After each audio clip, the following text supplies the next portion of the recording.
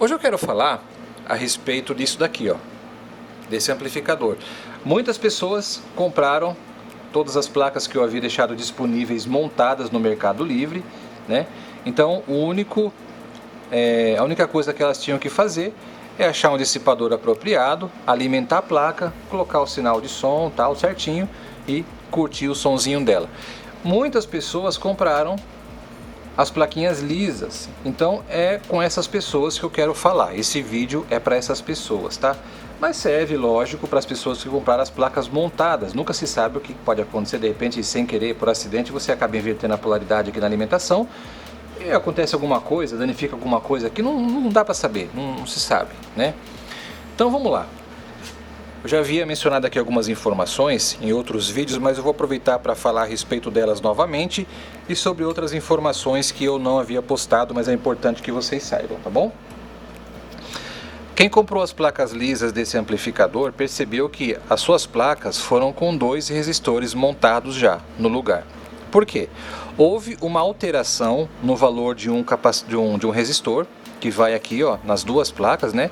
Aqui nós temos um resistor de 5K6 e aqui também, só que o valor correto aqui desse resistor é 1K5, tá bom? Essa alteração foi necessária ser feita, 1K5. E aqui nós temos um resistor de 39R, tanto nesse canal como nesse outro. Esse valor, na verdade, não foi feita uma alteração. Na verdade, esse valor aqui ele foi colocado errado. Eu tenho mania muitas vezes de, quando estou produzindo layout no Proteus, e não tenho o componente com o valor que eu preciso, eu simplesmente pego o componente que está disponível lá, que eu já havia colocado disponível para trabalhar. Vamos supor, um componente de 100 ohms. Eu vou lá, pego o componente, coloco no lugar do resistor de 1K, né, o resistor que eu quero utilizar. Aí se ele é de 100 ohms, eu vou lá, clico em cima dele e altero as propriedades. De 100 eu mudo para 1K. E foi o que aconteceu. Eu tinha disponível lá durante a produção do layout um resistor de 39R, eu estava com preguiça de clicar lá na listagem de componentes e colocar um de 220. Então o que eu fiz? Peguei o de 39, coloquei lá no diagrama elétrico, em vez de eu clicar em cima do componente e alterar as características do valor, eu esqueci de fazer isso. Então ele veio aqui, ó, com 39R, mas o valor aqui é 220, entendeu? Então no lugar do resistor de 39R, que está aqui nessa posição, ó, bem abaixo do primeiro transistor 2N5401, é 220 ohms. E aqui nesse canal também, tá vendo? 220 ohms, não é 39 ohms. E o resistor aqui em cima, no último transistor 2N5551, que vai na parte de cima desse transistor, é 1K5, tá? Dos dois lados. Bom, agora vamos falar a respeito dos capacitores. Os capacitores aqui em cima são capacitores de 1000 microfarads. A tensão de isolamento desses capacitores aqui é de 16 volts, tá? Então é um capacitor de 1000 microfarads por 16 volts. Esses dois capacitores de 2,2 micro nesse canal e aqui também, totalizando 4 capacitores de 2,2 micro, esses capacitores são para 50 volts, tá? Pode pôr capacitor para 50 volts sem nenhum problema. Muitas pessoas estão perguntando qual que é a polaridade do capacitor. A polaridade positiva, você pode observar que cada capacitor tem um círculo e bem no canto, aqui, ó, onde tem um pontinho, isso aqui na verdade é um sinal de mais. Isso aqui é o polo positivo do capacitor. Eu vou dar um zoom aqui. Prontinho, aqui fica mais fácil. Vocês podem observar que onde vai os capacitores aqui no círculo, a simbologia do capacitor, tem um pontinho. Isso aqui na verdade é um pontinho de mais. Aqui está bem pequenininho. Todos eles têm um pontinho. Aonde tem esse pontinho aqui é o terminal positivo do capacitor. Tanto esses de 1000 microfarads, vocês podem observar que outros capacitores aqui embaixo, ó, capacitores de 100 microfarads, 2,2, eles têm um pontinho. Esse pontinho se refere ao pino positivo dos capacitores, entendeu? Então não se esqueça, tem o círculo do capacitor e esse pontinho aqui, que é um sinal de mais, que não está aparecendo muito bem porque ele é muito pequenininho, é o símbolo de mais, é o símbolo positivo, tá? Do capacitor. Não vai esquecer, tá bom? Então vamos lá, os capacitores aqui de 1000 microfarads, que são os capacitores de saída, são capacitores para 16 volts. Esses capacitores aqui pequenos de 2,2 micros, isolação de 50 volts. Esses dois capacitores aqui de cada canal, né, os de 100 microfarad, são 4 no total em cada placa. Esses capacitores podem ser para 25 volts. e tem um único capacitor de 470 micro que vai bem aqui no meio, que faz a filtragem do desacoplamento da fonte, a filtragem da fonte. Esse capacitor pode ser para 25 volts, já que a tensão máxima de alimentação é 19 volts, você pode colocar para 25 volts sem nenhum problema. Se você não vai ultrapassar os 12 volts de alimentação da placa, você pode colocar um capacitor de 16 volts, mas mesmo assim eu recomendo que você coloque um capacitor de 25 volts aqui nessa posição, entendeu? Que mais que eu possa falar a respeito disso? Valdemar, eu fiz uma caca aqui, eu estava testando o amplificador, sem querer eu coloquei ele em cima de um pedaço de fio descascado, entrou em curto e parou de funcionar. Aí eu verifiquei que esses transistores aí, esses 2N que vão aqui na metade aqui, alguns deles queimaram. E agora, na minha cidade eu não encontro desses transistores, quais que eu posso colocar?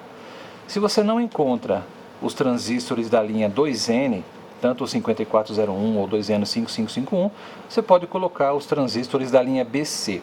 Lembrando que a pinagem de coletor e emissor, tanto do 2N para o BC, ela é invertida. A base dos dois transistores, tanto do 2N para o BC, ela é no meio, é na mesma posição. Mas o emissor e o coletor são invertidos, de forma que você tem que colocar os transistores BC no lugar aqui, com a posição invertida, a posição da simbologia da placa. Entendeu? Vai funcionar normalmente.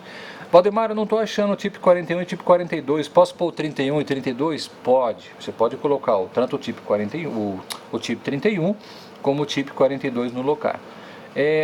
Vai ter problema na saída? Não. Só que é bem capaz que você talvez tenha um problema com aquecimento se você estiver utilizando uma impedância muito baixa, né?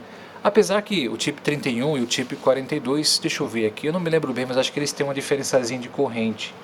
Eu acho que eles têm sim. O tipo 31 ele tem uma corrente de trabalho um pouco mais baixa. Mas vai funcionar da mesma forma, sem nenhum problema, entendeu? O que mais que eu posso falar a respeito desse amplificador? Não se esqueça de colocar aqui os transistores e acoplar, né, encostar esses diodos aqui, ó, no dissipador de calor. Valdemar, eu não tenho o N41, 48 para colocar no lugar.